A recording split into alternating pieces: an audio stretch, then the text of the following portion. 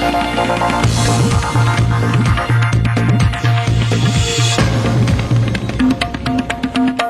and welcome to Walk the Talk. I am Shekhar Gupta at Taj Wellington Mews in Bombay, and my guest today, Ratan Tata, in very unusual times on a very special day. In fact, we have a candlelit right behind you because this is the second anniversary of the attack. Terrorist attack. Yes. And I understand your reluctance to walk in the corridors of the Taj today. It's all very fresh and raw still. Thank you for honoring that wish.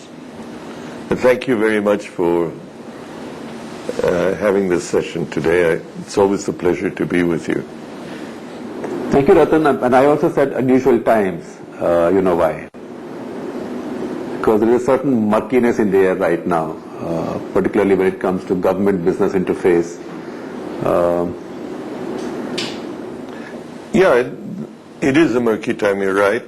And it's a confusing time for me because just a couple of weeks ago, we were sitting sort of on top of a summit or a mountaintop with President Obama showering praise on what we had done, talking of our maturity, talking of our having emerged and not being an emerging force.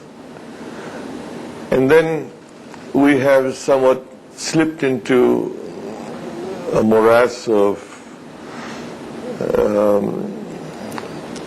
a series of allegations,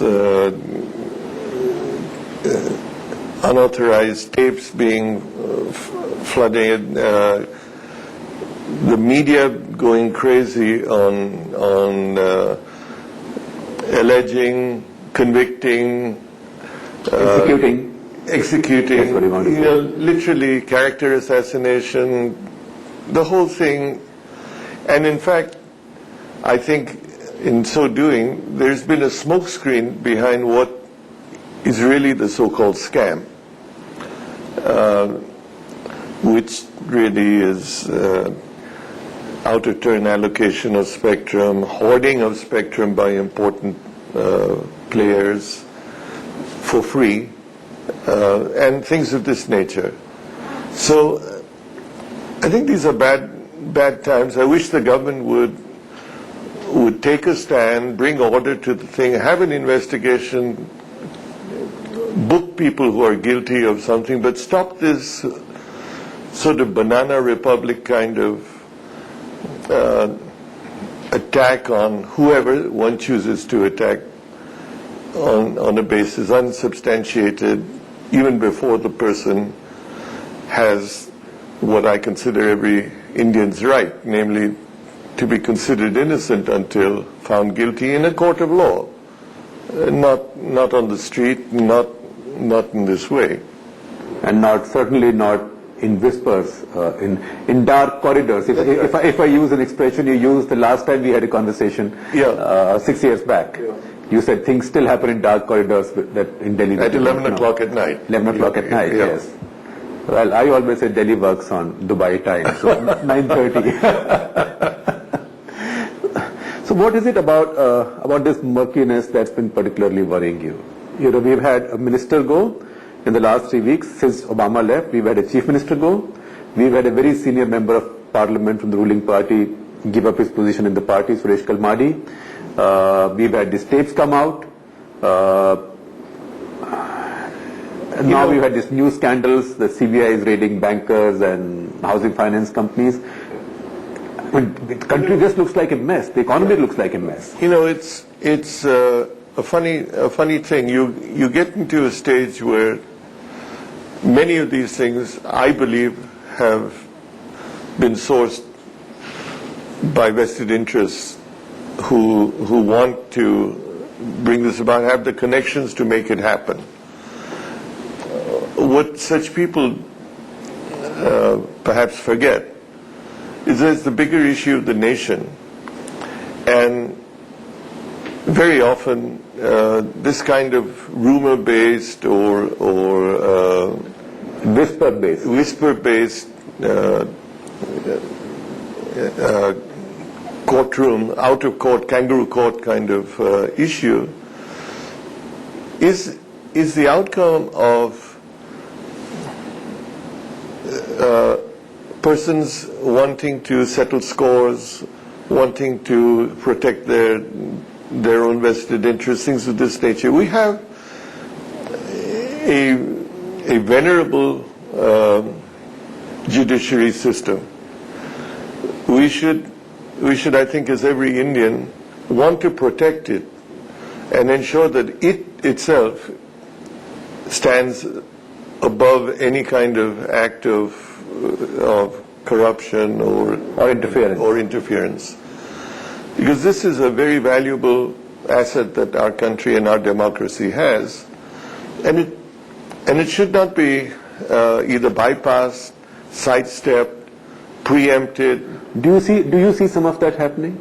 I think what's happened in the last few days is all outside the judiciary, basically.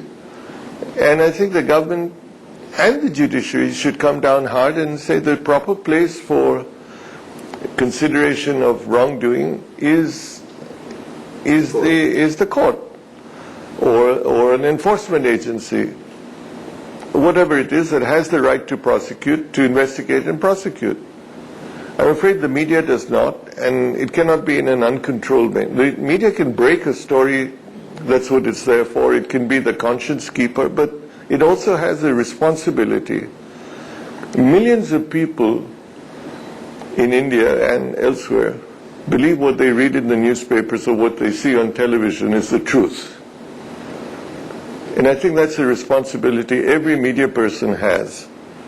And he or she needs to remember that that is a very important responsibility, because they're the opinion makers of any nation.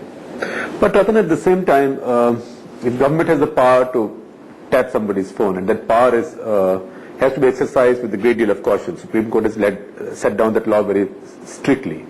Shouldn't there also be responsibility to protect people's privacy? Yes. Even if they're involved in criminality, they can only use that information specifically in a case for prosecution, not.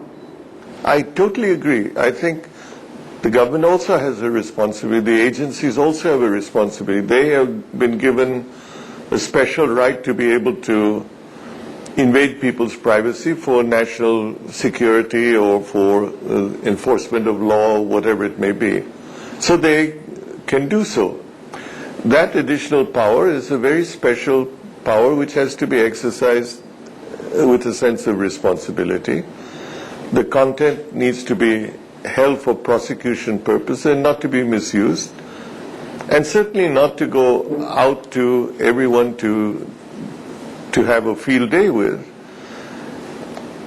There doesn't seem to be prosecution on the one end, and there doesn't seem to be confidentiality on the other. So, and perhaps as things will emerge, not even knowledge of how it was disseminated, nor knowledge nor admission of even having conducted such telephone tapping.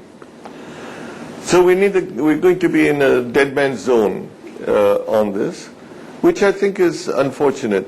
Here I just want to put what you have said quite rightly in juxtaposition to a feeling I have as an Indian, and perhaps a law-abiding Indian. I wouldn't even try to work my way out of a speeding ticket. That we have all to be proud of what we've done in India. We've got to be proud of our Prime Minister. We've got to be proud of the success we have. It's terrible if we as a nation destroy ourselves.